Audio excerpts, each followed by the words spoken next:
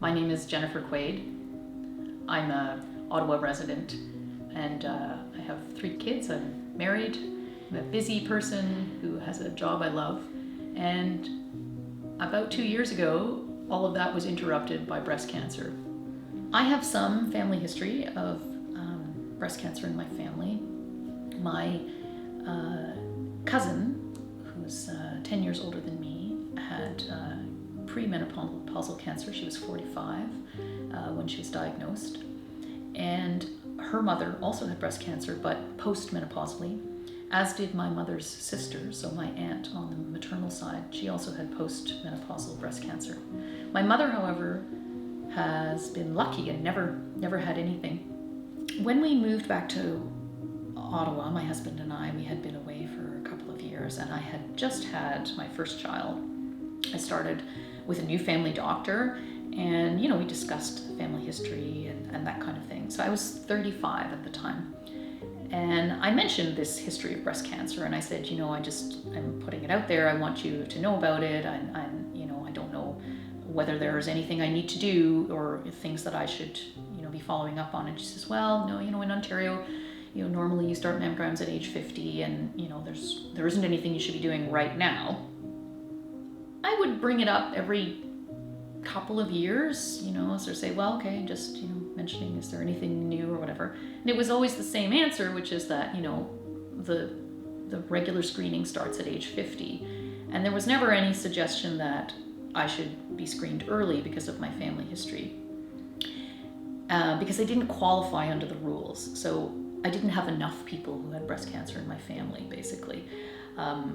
Unless you have a direct relative, so a mother, sister, or daughter, if you have relatives who are on either side, so-called collateral relatives, you need more of them, and they really care about premenopausal rather than postmenopausal cancer. And so because I had only one cousin with premenopausal cancer, that wasn't enough. But I trusted my doctor, who said there's no reason to go early. One of the things that I have learned since, and in fact I only learned after treatment, if you can believe that, is that I actually have the most, the highest classification of density on my breasts. I didn't know that. I didn't know what that meant. I didn't know that that was important. But it was only when I talked to people about breast density, I went back and looked at my mammogram to see, what does it say?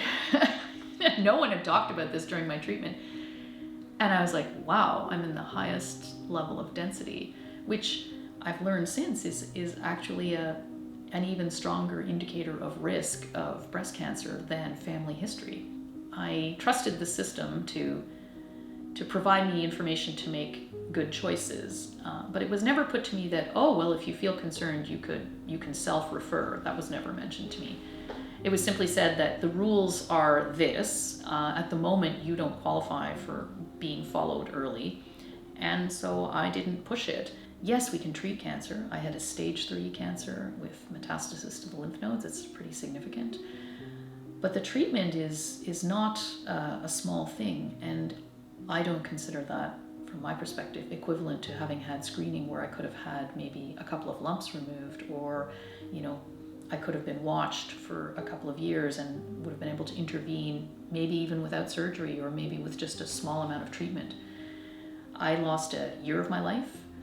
I was a year at the height of my professional productivity, at an important time for my family. I have 3 preteen and teens who were already, experiencing some challenges with the pandemic, and I, could not be as active and as involved as a parent as I maybe would have liked to have been at that time.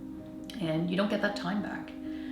But also there are, physical consequences from the treatment that do not go away, and they're not reversible. So a mastectomy is an amputation. So anyone who says, oh, well, you just get a mastectomy, it's no big deal or whatever. Well, it is an amputation, and with that comes some significant consequences. In my case, at age, I was 51 when I finished chemo. The chemo had pushed me into menopause, so I was not menopausal before I started the process. I went through a very rapid menopause during chemo, but it does mean that I, lost out on a couple more years of not being menopausal, and that has consequences on your cardiovascular capacity, on your energy level. It also starts to affect your bone health, that you are more at risk for osteoporosis. And just in general, you've been accelerated through the aging process. And so, I pay that price because there's a system that, deems it not cost effective to allow everyone to get screening from age 40, for example. So there's a little bit of bitterness about that, because the idea is, oh, well, it's no big deal, things are treatable, but treatable at a tremendous cost. There's not a moment of the day that I do not know that I had cancer.